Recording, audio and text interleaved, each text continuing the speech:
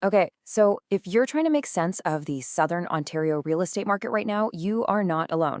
It is sending some seriously mixed signals. We're seeing headlines that say sales are booming, but then at the same time, prices are actually falling. So, how is that even possible? Well, using the latest data from September 2025, we're going to figure it out together. Let's dive in. This right here, this is the central puzzle. On one hand, we're seeing this big rebound in the number of homes getting sold. But on the other, the average price tag is shrinking. How can more people be buying while also paying less? It seems like it shouldn't work that way, right? Well, let's break down the numbers. So, first up, let's look at the sales activity. Across the Greater Toronto Area, home sales have jumped a full 12% compared to this time last year. After a long slowdown, buyers are definitely coming off the sidelines and getting back into the game.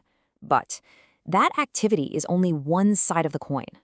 Because at the exact same time, the average price for a home in the GTA has dropped by 4.3%. Just think about that for a second. More sales, but lower prices. This contradiction is the absolute key to understanding everything that's happening, and it points directly to one very specific type of market.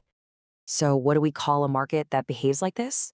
Well, the data is telling us one thing loud and clear. We are in a classic buyer's market. But what does that actually mean? Let's define it. In the simplest terms, it's when there are more homes for sale than there are people ready to actually buy them. And this completely flips the power dynamic. It gives buyers the upper hand when it comes time to make an offer and, negotiate the final price. And listen, this isn't just a gut feeling. The data absolutely proves it.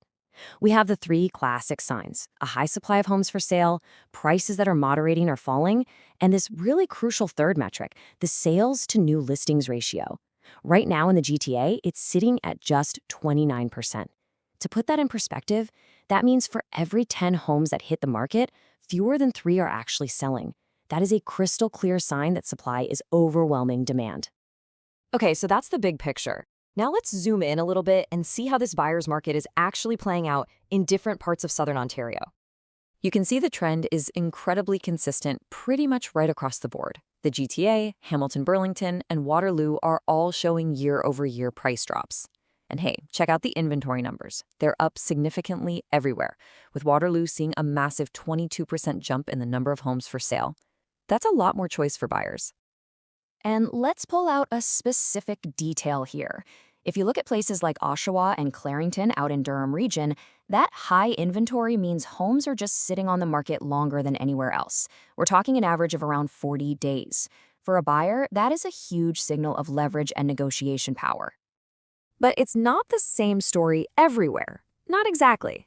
If you head north to York Region, even with prices down about 4 to 5%, a detached home in a place like Vaughan or Markham is still going to cost you about $1.5 million.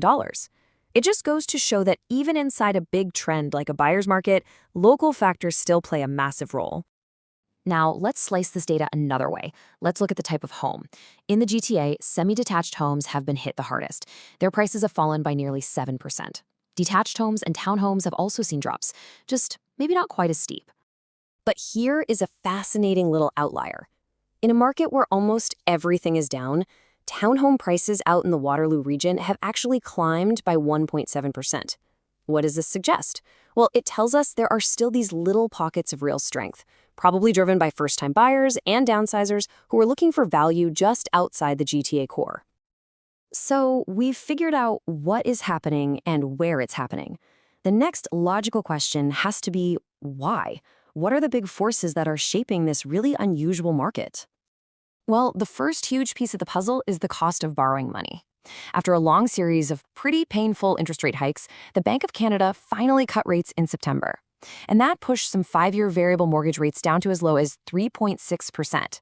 Now, that had an immediate and really powerful psychological effect on buyers who had been waiting for a sign to finally jump back in. And we're not just guessing here. The source material confirms this. It notes that the rate cut prompted a, quote, noticeable increase in buyer inquiries among previously sidelined buyers. That was the green light they were waiting for, and it directly explains that 12% jump in sales that we saw at the beginning. Okay, but if lower rates brought all these buyers back, why are prices still falling? The answer is really simple. Supply. It seems like for every hopeful buyer that jumped back into the market, a seller did too. Active listings are up 15%. New construction keeps adding to the inventory. And yeah, while immigration adds some demand, it's just not enough to soak up all the homes that are currently for sale. All right, so we've looked at the what, the where, and the why.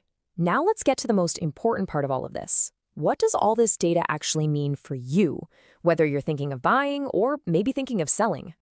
So let's break it down. For buyers, the conditions are, well, they're clearly very good.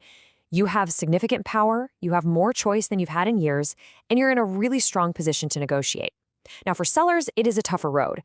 You're facing downward price pressure, your home is probably going to sit on the market a bit longer, and being flexible and realistic on your asking price is absolutely key to getting a deal done.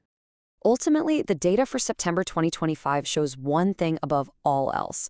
Buyers are in the driver's seat. The whole power dynamic has shifted. And that leaves us with a final thought for anyone looking to get into this market. The question right now isn't really if it's a good time to buy, but rather in a market with this much choice, where are you going to find the very best opportunity?